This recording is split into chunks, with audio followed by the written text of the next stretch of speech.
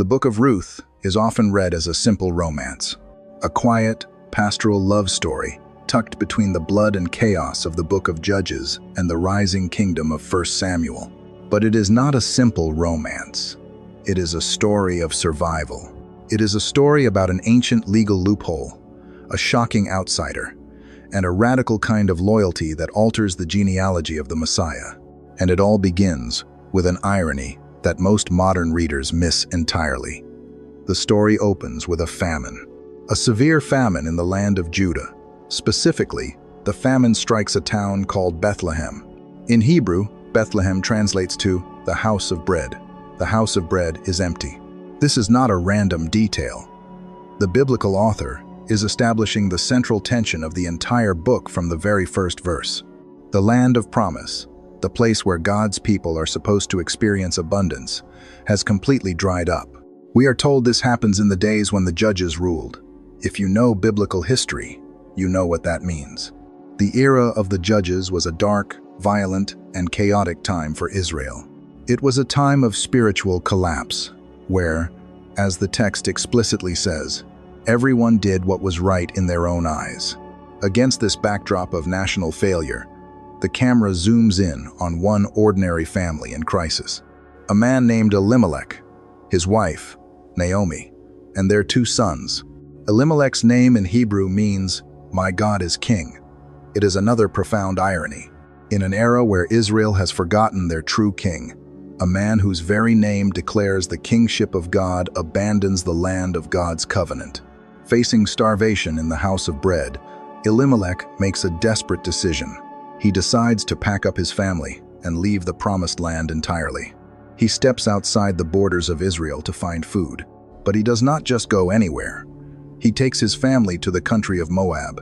For an ancient Israelite reader, this detail would have sounded an immediate alarm. Going to Moab was not just a simple relocation, it was a drastic compromise. Moab was not merely a neighboring nation. It was a place with a dark origin story and a deep, ancient enmity toward Israel. But survival drives Elimelech across the border. And there, the tragedy compounds. Instead of finding life, the family finds death. Elimelech dies, leaving Naomi a widow in a foreign land.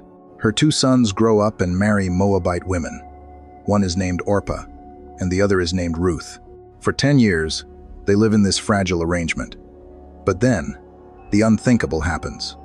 Both sons die. The narrative strips everything away with breathtaking speed. In just 5 verses, the story moves from a family seeking food to a devastating, echoing silence. There are no men left. There is no land. There is no income. There are no heirs to carry on the family name. There are only 3 widows sitting in the dust of Moab. In the ancient Near East, to be a widow without sons was to be the most vulnerable person in society. You had no legal protection, no economic standing, and virtually no future. You were entirely at the mercy of the world around you. Naomi is left completely empty. The text emphasizes this profound void. She has lost her husband, her sons, her home, and her hope. Hearing a rumor that the famine in Israel has ended, Naomi decides to make the long walk back to Bethlehem. She intends to return to the house of bread, perhaps simply to die among her own people. She turns to her 2 Moabite daughters-in-law and tells them to stay behind, to go back to their own mother's houses. There is nothing left for them with her. But right here, at the lowest point of the story, one of these Moabite women is about to make a decision that will break centuries of bad blood, introduce a concept that drives the rest of the Bible, and set off a chain of events that leads directly to the throne of David. To understand the weight of what happens next, we have to understand exactly what it meant to be a Moabite. When modern readers see the word Moab, it usually just looks like a place on a map, a neighboring country across the Dead Sea. But for an ancient Israelite, Moab was not just geography, it was a scandal. To understand why Ruth's story is so shocking, you have to look at the history of her people, and that history is dark. It begins in the book of Genesis, chapter 19. The origin of Moab traces back to the destruction of Sodom and Gomorrah. After fleeing the fire, the daughters of Lot desperate to preserve their family line, get their father drunk. From that incestuous encounter, a son is born. His name is Moab. That is where the nation begins, in the ashes of judgment and moral collapse. But the hostility between Israel and Moab did not stop there. Centuries later, when Israel was wandering in the wilderness, vulnerable and tired, they passed by the borders of Moab. The Moabites did not offer bread or water. Instead, their king hired a prophet named Balaam to place a curse on the Israelites. When the curse failed, Moab used a different tactic. They sent their women into the Israelite camp to seduce the men into idolatry. It was a devastating moral failure that left thousands of Israelites dead. Because of this deep generational hostility, God gave a strict command in the law of Moses. Deuteronomy chapter 23, verse 3, is absolute. It says that no Ammonite or Moabite may enter the assembly of the Lord. Even to the 10th generation, none of their descendants may enter the assembly of the Lord forever. A wall of separation was built into the law itself. Moabites were outsiders. They were associated with seduction, curse, and hostility. This is the cultural baggage Ruth carries. She is not just a foreigner, she is a Moabite woman. To an Israelite reader, she is the very picture of someone who does not belong. And Naomi knows this. As she prepares to return to Bethlehem, she looks at Ruth and Orpah. She loves them, but she knows the reality of her world. A destitute Israelite widow is bad enough. A destitute Israelite widow dragging two young Moabite women back to the hills of Judah is a recipe for disaster. Naomi pleads with them to go back to their own mothers, to their own gods. She tells them she has no more sons to give them. She has no future to offer. The text tells us they all weep together. Then Orpah kisses Naomi goodbye and turns back toward Moab. No ancient reader would blame Orpah. She makes the logical choice, the safe choice, the expected choice. But Ruth does something else. She refuses to leave, and she does not just stubbornly follow Naomi in silence. She makes a vow.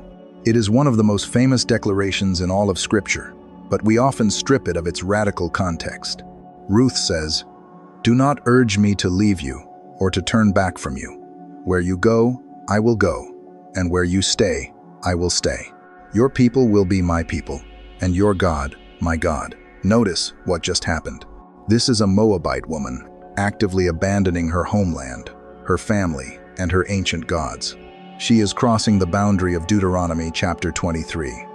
She is attaching herself to a destitute widow, a broken family, and the God of Israel. She is stepping into a story where she has no legal right to belong. And in doing so, Ruth introduces a kind of love that forces the biblical author to reach for a very specific Hebrew word. It is a word that will drive the rest of the book, and eventually, the rest of the Bible. Ruth's words to Naomi are not just a beautiful poem. They are not merely the kind of sentimental vows we read at modern weddings. They are a covenant. By refusing to leave, and by binding her life to a broken, aging widow, Ruth becomes the living embodiment of one of the most important words in the entire Hebrew Bible. The word is hesed. It is a notoriously difficult word to translate into English. In your Bible, you might see it translated as loving kindness, steadfast love, mercy, or unfailing loyalty. These English translations are not wrong, but no single English word is large enough to carry the full weight of the original Hebrew image. Hesed is not primarily an emotion. It is an action. It is covenant loyalty. It is a fierce, stubborn, uncompromising commitment to another person. It means stepping in to take responsibility for someone else's well-being, even when you have no legal obligation to do so. Hesed is doing what is strictly required, and then intentionally going far beyond it. Throughout the Old Testament, hesed is the defining characteristic of God. It is the very foundation of how Yahweh relates to Israel. When the nation fails, when the people rebel, it is the hesed of God that pursues them, sustains them, and refuses to let them go.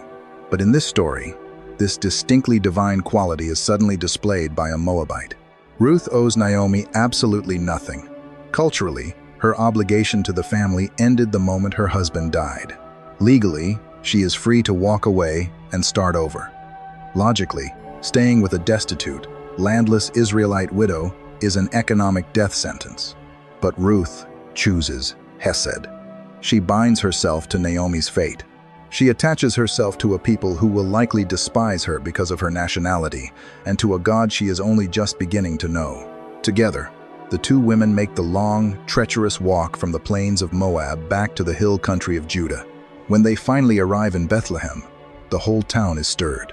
The women of the village look at this broken, exhausted traveler and ask, "Can this really be Naomi?" Naomi's name in Hebrew means pleasant, but grief has burned that identity away.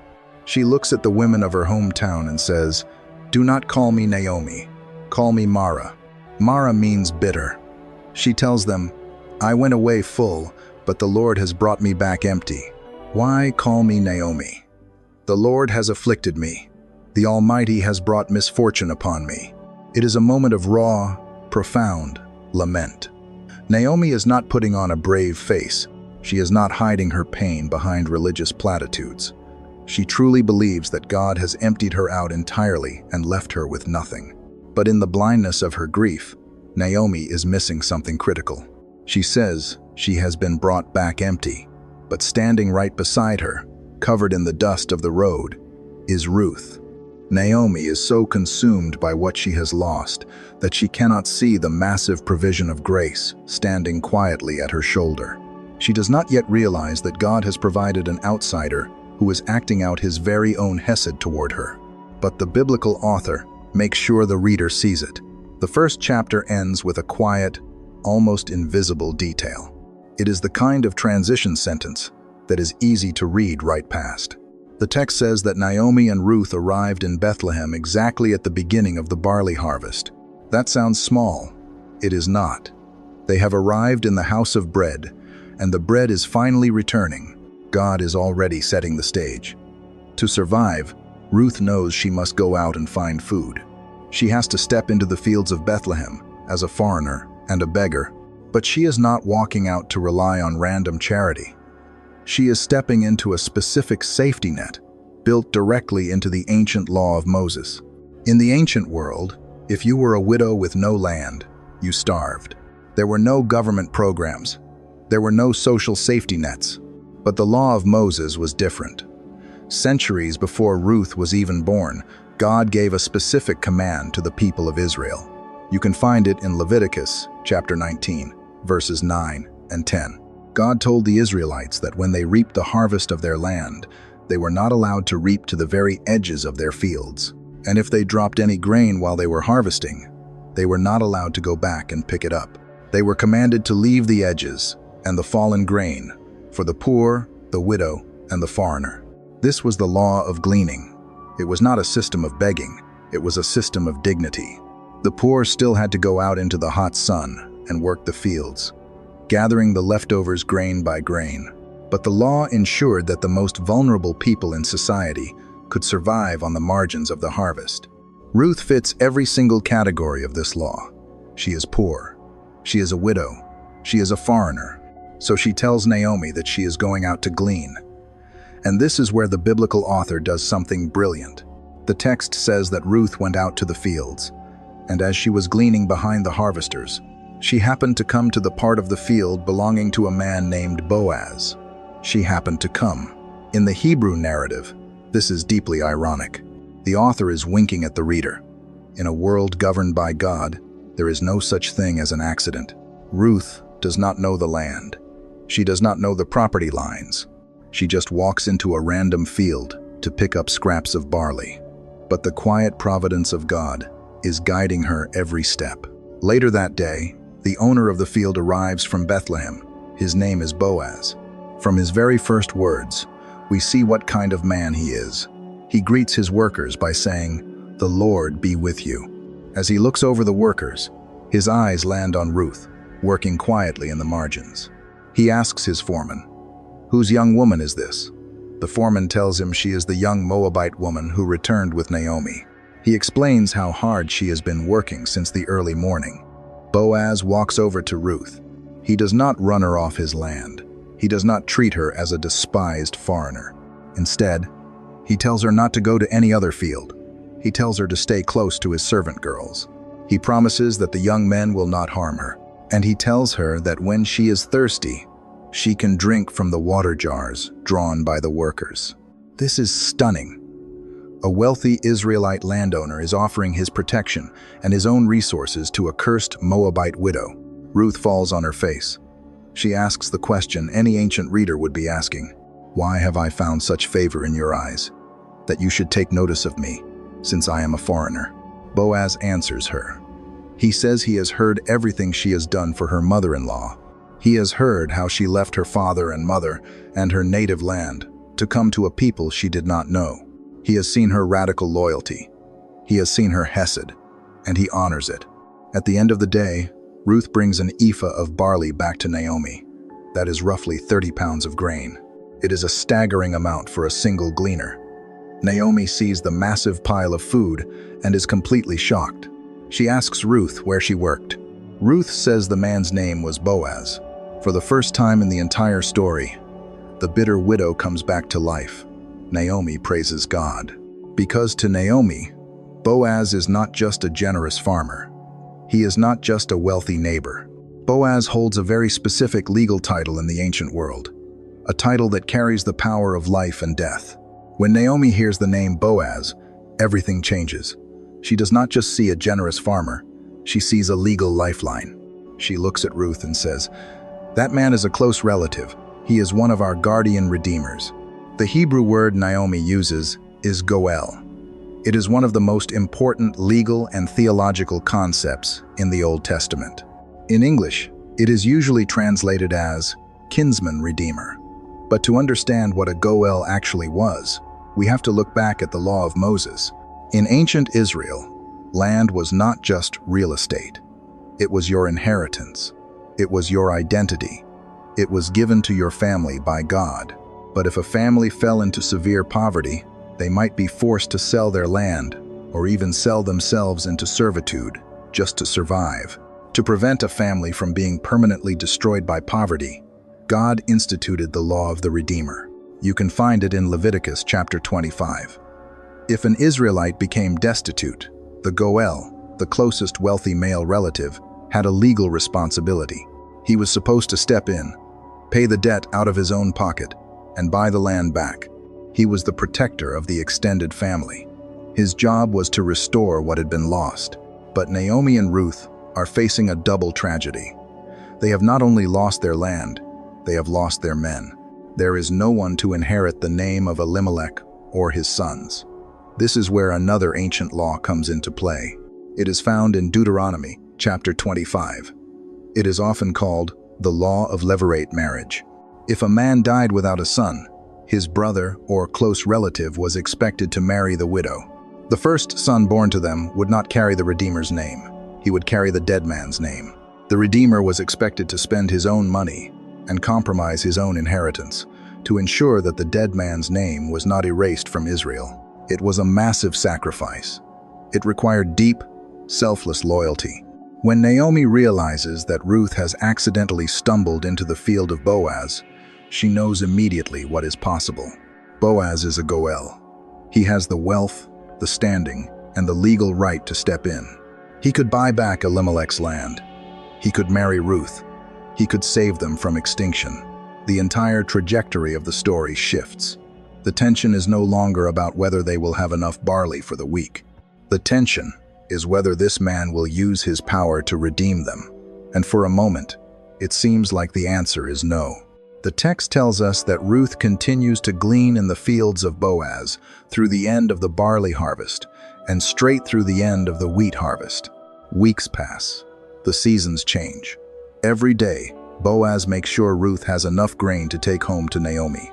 He is kind. He is generous. He is protective. But he does not invoke his right as the goel. He makes no move to buy the land. He makes no move to marry the Moabite widow. He simply lets the harvest season come to a close.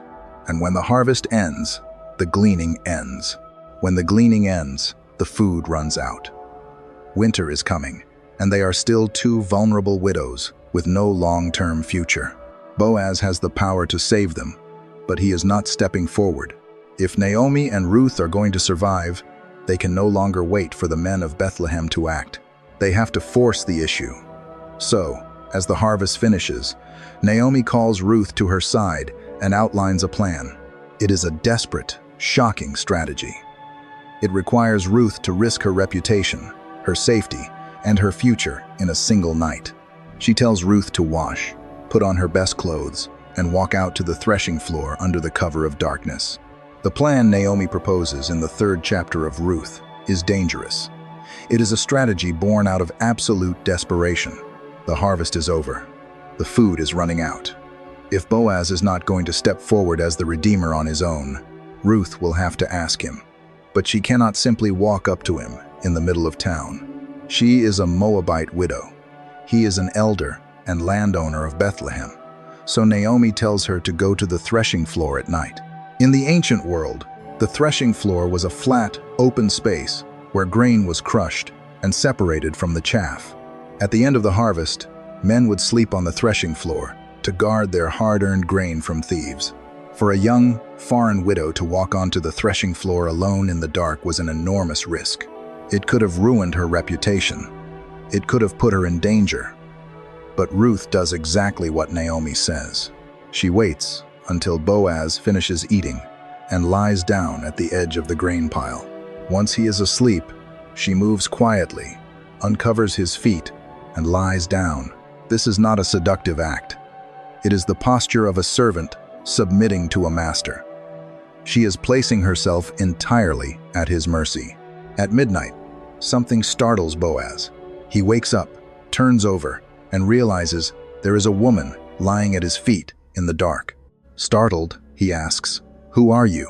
Ruth answers, and her answer contains one of the most brilliant, daring requests in the entire Bible. She says, "I am your servant, Ruth. Spread the corner of your garment over me, since you are a guardian redeemer." To modern ears, asking someone to spread their garment over you sounds strange. But in the ancient Near East, it was a cultural idiom for taking someone under your protection. In the book of Ezekiel, God uses this exact imagery to describe entering into a marriage covenant with Israel. Ruth is boldly asking Boaz to marry her, to buy back the land, and to rescue her family name. But the brilliance of her request lies in one specific Hebrew word. When she says, "Spread the corner of your garment," the Hebrew word she uses is kanaf. Kanaf literally translates to wing. It is the word used for the wings of a bird. To see why this matters, we have to look back at what Boaz said to Ruth when they first met in the field. In chapter 2, Boaz blessed Ruth for her loyalty to Naomi. He said, "May you be richly rewarded by the God of Israel, under whose wings you have come to take refuge." He used the exact same word, kanaf. In the field, Boaz prayed that God would cover Ruth with his wings. Now, on the threshing floor at midnight, Ruth is taking Boaz's own prayer and handing it back to him. She is essentially saying, "You ask God to cover me with his wings. You are the kinsman-redeemer. You be the wings." She is calling him to act as the hands of God in her life. She is asking him to answer his own prayer. Boaz is overwhelmed. He does not see this as manipulation. He sees this as profound hesed. He tells her that this loyalty is even greater than the first, because she chose the difficult path of the Redeemer to save Naomi's family name instead of seeking a younger husband. He makes a vow to her in the dark. He says, "I will do for you all you ask." It seems like the story has reached its resolution. The Redeemer has finally agreed to redeem. But immediately, Boaz introduces a massive complication. He tells Ruth that while he is a Redeemer, there is another man in Bethlehem, a relative who is closer in line than Boaz. Legally, this unnamed man has the first right to the land and the first right to Ruth. If he wants the inheritance, Boaz cannot legally stop him. The sun is about to rise, and the entire plan now rests on the decision of a man we have not even met. As soon as the sun rises, Boaz leaves the threshing floor and goes directly to the city gate. In the ancient Near East, the city gate was not just an entrance. It was the town square. It was the courtroom. It was the place where legal transactions were settled, contracts were made, and public disputes were judged. Boaz sits down and waits. He knows exactly who he is looking for. Soon, the unnamed closer relative walks by. Boaz calls him over, telling him to sit down. Then, he gathers 10 elders of the city to serve as official witnesses. The legal proceedings begin. Boaz lays out the situation. He explains that Naomi, who has returned from Moab, is selling the parcel of land that belonged to their relative Elimelech. Boaz tells the man that he has the first right of the guardian redeemer. He has the right to buy the land and keep it in the family. The man does not hesitate. He says, "I will redeem it." From a purely financial perspective, this makes perfect sense. Naomi is an aging widow, well past childbearing years. If this man buys the land, it will permanently add to his own estate. It is a brilliant business move. He increases his wealth and his territory with virtually no risk. But then, Boaz drops the second half of the legal requirement. He looks at the man and says that the day you buy the field from Naomi, you must also acquire Ruth the Moabite, the widow of the dead, in order to maintain the name of the dead with his inheritance. Suddenly, the entire equation changes. The unnamed relative realizes that if he marries Ruth and they have a son, that son will legally carry Elimelech's name, not his own. The land he just bought will eventually pass to that child. Furthermore, he would have to spend his own resources raising another man's heir. And on top of it all, he would be marrying a Moabite woman. He would be inviting all the cultural stigma and ancient scandal of Moab into his own household. The man immediately backs out. He says, "I cannot redeem it for myself, lest I impair my own inheritance. Take my right of redemption yourself, for I cannot redeem it." He makes the logical choice, the safe choice. He protects his own wealth. He protects his own reputation. But notice the profound irony of the biblical text. The man who is so concerned with protecting his own name is entirely forgotten. The biblical author does not even bother to record what he was called. He goes down in history simply as the unnamed relative. Boaz chooses a different path. He chooses hesed. To finalize the transaction, the text describes an ancient, strange legal custom. To transfer a right of redemption, a man would take off his sandal and hand it to the other person. It was a physical symbol. It meant giving up the right to walk on that piece of land as its owner. The unnamed relative takes off his sandal and hands it to Boaz. The transaction is finished. Boaz stands before the elders and the people at the gate. He declares that he has bought all the property of Elimelech, and he declares that he has acquired Ruth the Moabite to be his wife, so that the name of the dead may not be cut off from his family. The elders pronounce a massive blessing over Boaz and Ruth.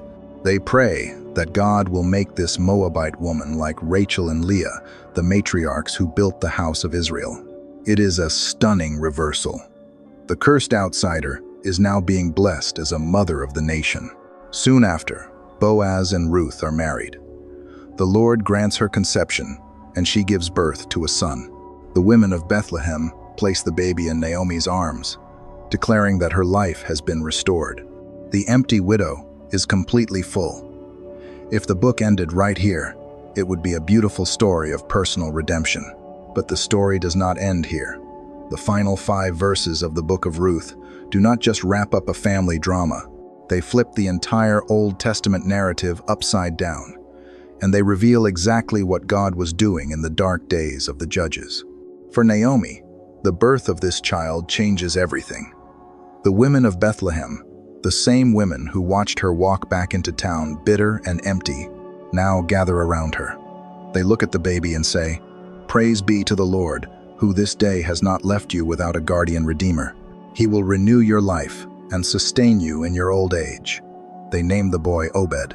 If the book ended right there, it would be a beautiful story of a family restored. But the author does not stop there. The Book of Ruth ends with a genealogy. It is just 5 verses, a list of names. It is the kind of ending that modern readers often skim right past. But to an ancient Israelite, these final words drop like an earthquake. The genealogy traces the family line from Perez, the son of Judah, all the way down through the generations. It names Boaz, then Obed. Then Obed becomes the father of Jesse, and Jesse becomes the father of David, King David, the greatest king in the history of Israel. The man who united the tribes, established Jerusalem, and received the covenant that his throne would last forever. Look closely at what the text is doing. David, the quintessential Israelite king, has a Moabite great-grandmother. According to the strict reading of Deuteronomy chapter 23, no Moabite was allowed into the assembly of the Lord down to the 10th generation.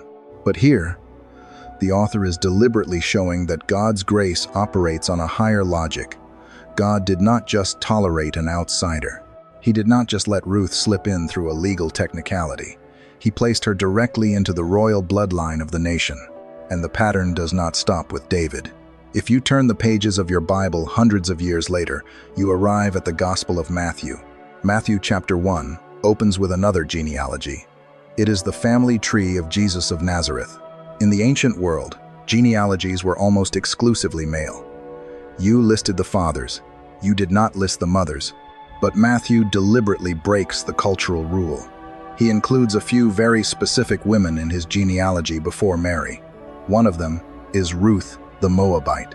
Matthew wants to make sure you know that the Messiah, the ultimate king, carries the blood of an outsider. When you see this, you realize the story of Ruth was never just a pastoral romance. It was a theological blueprint. It was a preview of the gospel. Think about the pieces of the story we have uncovered. We have a destitute people who have lost their land, lost their future, and are facing absolute emptiness. We have a law that demands a debt be paid, but they have no way to pay it. And then we have the Goel, the kinsman-redeemer, a man of wealth and standing who steps in. He is not forced to do it.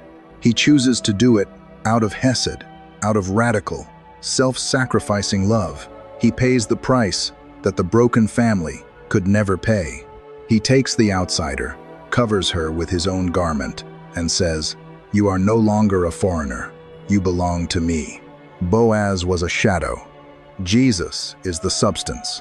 Jesus is the ultimate kinsman-redeemer. He saw a humanity entirely bankrupt, empty, and exiled from the house of bread.